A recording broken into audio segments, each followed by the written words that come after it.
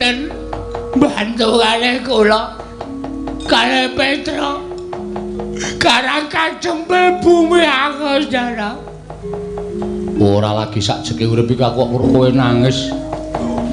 Nek mboten kepeksa mboten ajeng nangis kula niku haram meneteskan air mata. Lambimu. Terus tak kon ngopo? Kurawa ngamuk. Sing ngamuk? Ndara Dursasana. Terus aku tak ngopo? Sampeyan belani kula. Mo.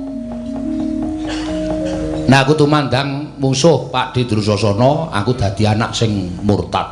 Wong kae Pak Diku. Tur kowe wis ngapusi karo aku, ha to?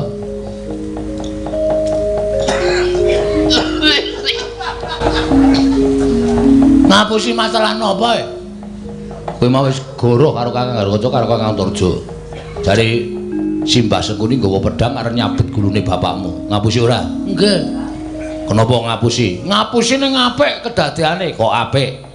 Sampeyan kalih kula kudu duwe semangat ngadepi para Sata Kurawa. Ning ra rasa tak perlu ngapusi. Nek sampeyan ora tak apusi, sampeyan mboten ajeng belani para putra-putrane bapak klebu kula Gareng kalih Petruk.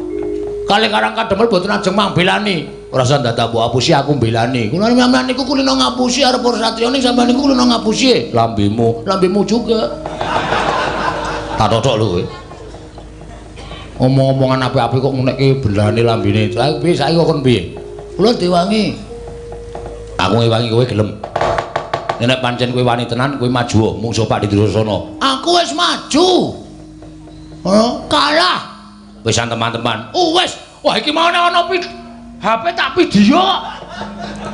Tak tuduhke sampeyan sampeyan singane Maide. Ra nyeneng.